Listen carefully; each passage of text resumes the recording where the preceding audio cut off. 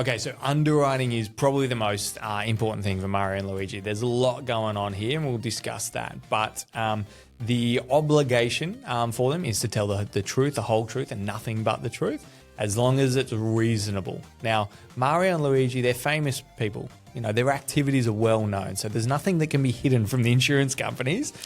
So what are some of the kind of broad underwriting considerations that we'd think about? Yeah, so the first one, which is the biggest one, or the biggest, most common known one, is their go-karting and their motorsports. So there's a couple of considerations there. Most insurers, you're probably looking at a motorsport exclusion on your disability covers, so your income protection and TPD. And then on your life cover, you'll probably get a choice between having a loading and being covered, crash in motorsport and pass away, having a loading for that because you are higher risk, or taking an exclusion on that as well.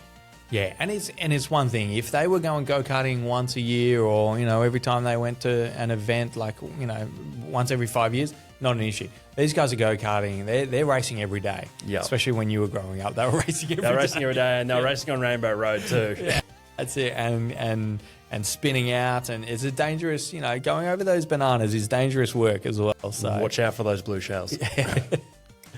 All right, so let's talk about other factors like occupation. Occupation. So being a plumber, pretty straightforward, you'd think on the surface level. But when you consider Mario and Luigi, they're potentially working a lot underground. When you think about the big green pipes they go in, they're going underground.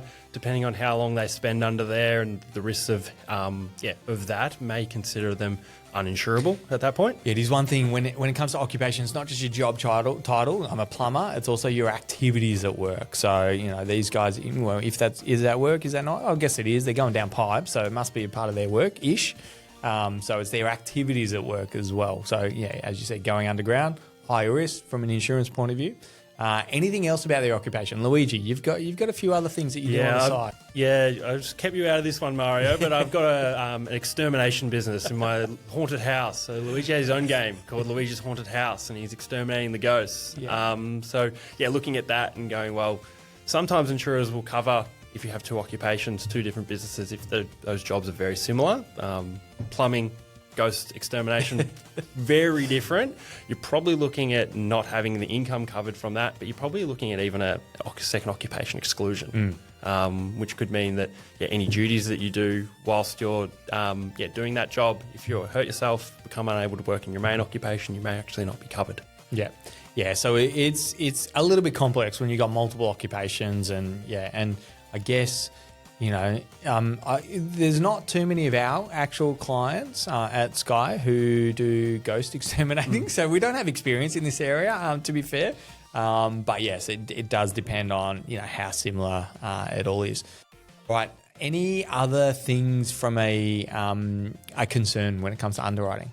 Yeah, so the big one is drug use, eating mushrooms, hallucinogenics.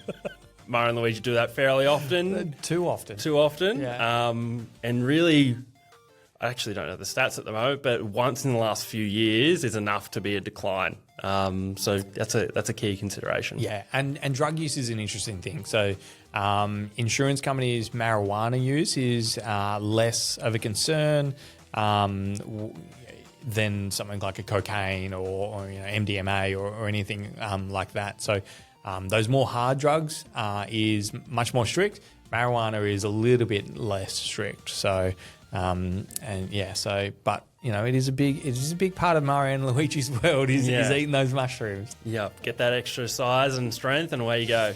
All right, what about other things like pastimes? So other activities that they do. So they're all, you know, doing a bit of fire breathing. As well. So they get that little flower that breathes fire. So I've never seen anyone at Skye have a fire exclusion or something along the lines like fire juggling, but I'm sure it's out there with the acrobats and things like that. Yeah, I wonder if it's a big part of someone's, you know, if they're doing it for a side, you know, hustle, doing something like that, like, you know, fire breathing, doing a fire breathing act on the weekends and something that would need to be disclosed because, you know, we've got to tell the whole truth and nothing but the truth. But yeah, we've never seen it, so it's hard for us to know if fire breathing. There's not that many going around. I don't think. All right, any other considerations when it comes to like pastimes? Anything else that we may have touched on? Yeah, so in the 64 game, Mario had a hat that allowed him to fly. So in the real world, probably skydiving is probably the closest thing, because the hat does actually go away and he does fall. Yeah. So skydiving is probably a big dangerous. thing. So he's probably looking at a skydiving exclusion on that as well. And Luigi, does Luigi get it as well? Luigi's not in that game. Oh, I okay. think he's in the DS version, Yeah. which is the newer one, which is Yeah. the same game, but I think, yeah, he'd probably be very similar.